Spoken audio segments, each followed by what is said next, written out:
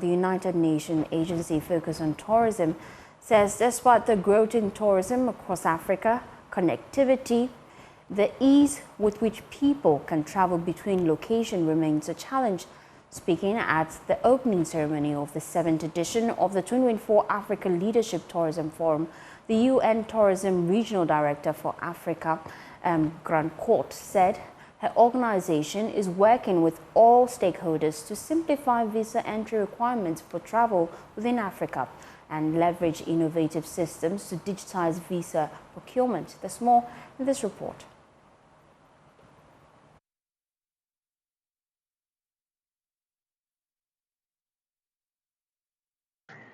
Hundreds of people from the tourism industry all across Africa have gathered here in the capital of Botswana, Gaborone, to take part in the Africa Leadership Tourism Forum, all with one common aim and objective: to promote the Destination Africa agenda.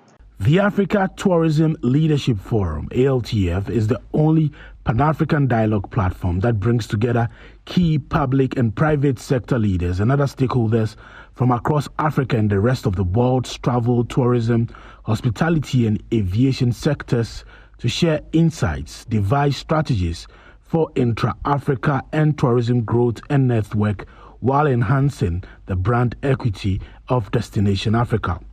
Speaking at a press briefing, Chief Executive Officer of Africa Tourism Partners, the organizers of the event, Kwache Donko, urged various African tourism boards to decentralize the operations within Africa.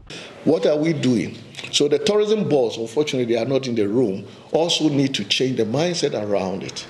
And a lot of them, you see, they have offices in Germany, they have offices in Europe, and you have office in Ghana. What are we doing in Ghana? They don't have an office in Ghana.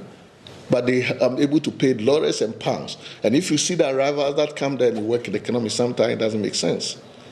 So there is a lot more than what meets the eye. And I think there is a lot of, and that is why we do what we do, and that's why we have ATLF to have opportunity to talk about these things. I hope that responds to the questions. Okay. On the first day, there were masterclass sessions, business-to-business sessions, and many other activities carefully designed to enhance participants' knowledge and equip them with the tools to transform their countries into tourism hubs in Africa. Director of Trade in Services, Investment, IPR, and Digital Trade at the African Continental Free Trade Area, Emily Mburu Indoria, stated that the African Union is working to implement the Yamoussoukro decision, which will improve air transport links, enabling faster and more efficient movement of goods and people across the continent, thereby supporting trade and tourism. And in this case, the air transport. And here, the AU, the African Union, actually does have a program to have the single African air transport market.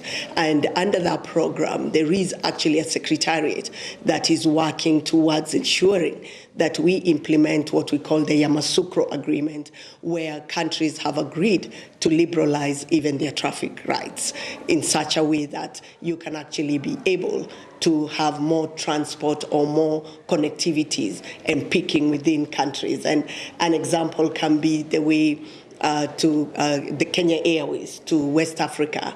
There is a flight that goes through Ghana, so they can pick passengers in Accra and then take the passengers to Monrovia or to Dakar in Senegal, and then pick other passengers there, drop them in Accra on the way back to Nairobi. So those are just the different agreements that are covered in terms of ensuring that we allow for more traffic movement in the continent. In December, people from the diaspora and other parts of the world flock to Ghana to experience the festivities, celebrations, and cultural events that bring the country to life. The Beyond the Return initiative, particularly Dirty December, has prominently placed Ghana on the African destination map. As Ghana prepares for the December elections, some may wonder how the celebrations will unfold. Deputy Tourism Minister Marco Krikumante is urging political parties to avoid statements that could heighten the country's political tensions and potentially discourage visitors. He made these remarks on the sidelines of the event. Yes, in the next few months we are going for elections, which will somehow fuse itself with what people will come in for in December. It is up to us as a country not to create tension, not to say things that put people off, not to create an environment that comes across as toxic, so that it does not affect people who want to visit. And so it is up to us as a people how we decide to go around it. We are known for peaceful elections over the years. I'm not thinking that this will be exceptional. We are going to do what we know how to do best in December. We are peaceful people. We hand over beautifully. We believe in democracy, and we're going to do it again. And so, if the leaders, Vice President Dr. Mahmoud Bawumia, John, the ex-president John Dramani Mahama, they decide, and the other people who are also coming on board. I'm mentioning these two because we know the competition is between the two. And so if they decide to call for peace, they decide to go decorum with the whole thing that we're going to do, I'm sure that the one who is coming to party in December, it doesn't really care who the president is. His interest or her interest will be a peaceful Ghana that you can have your fun in December as usual. You're welcome.